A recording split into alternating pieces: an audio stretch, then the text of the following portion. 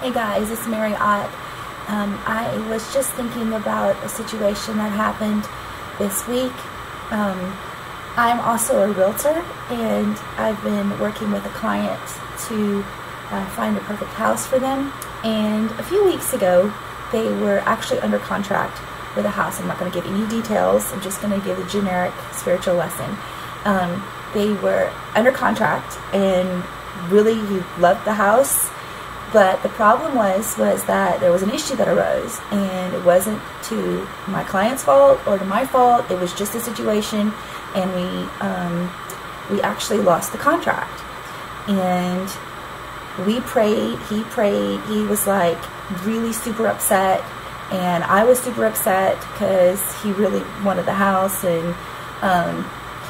And I prayed. I always pray with every client that I have. I always pray for God's will, that if this is the house for them, that God will let the sale go through. And if it's not the right house for them, that somehow God will close the sale and we'll find the right house for them. Because I don't want my clients to buy a lemon or buy a house that is not right for them.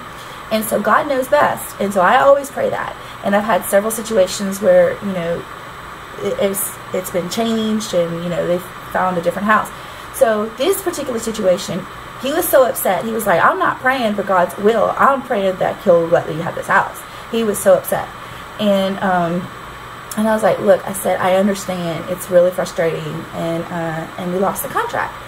Well, we're in the process of getting a contract for another house, and which is like 2 blocks away from the previous house. And we had a lot of rain in the past couple of weeks here in Southwest Louisiana. And one of our bayous, this isn't in any reflection of where this house is, I'm just saying one of our bayous is like super duper flooded. I mean, like really bad flooded. And all of the rivers and waterways are highly engorged. It's just really bad. And so he was driving out to this house to take another look at this house that we're about to have under contract, and he happened to drive by the other house that the contract fell through, and it is flooded.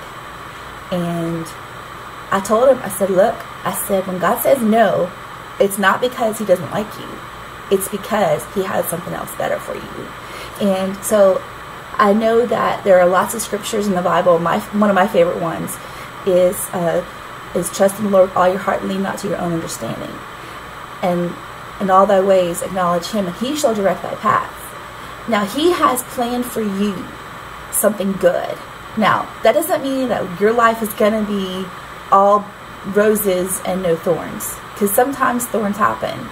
But when you submit your life to God and you say, God, you're in control, he's going to lead you in good paths. He's got good things for you. Not to say that troubles won't happen, because guess what? Troubles happen. If you know my story, you know troubles happen. But A, you have him to be with you, and B, he's got good things for you planned. So trust in him, pray for his perfect will in your life, and always follow his leading, because guess what? That's where you're going to get not a flooded house. That would be really frustrating to just close on a house one week and then next week have it flooded. So that was just a thought. I hope you have a wonderful day. It's super duper hot down here in Southwest Louisiana. Everybody's staying indoors as much as possible.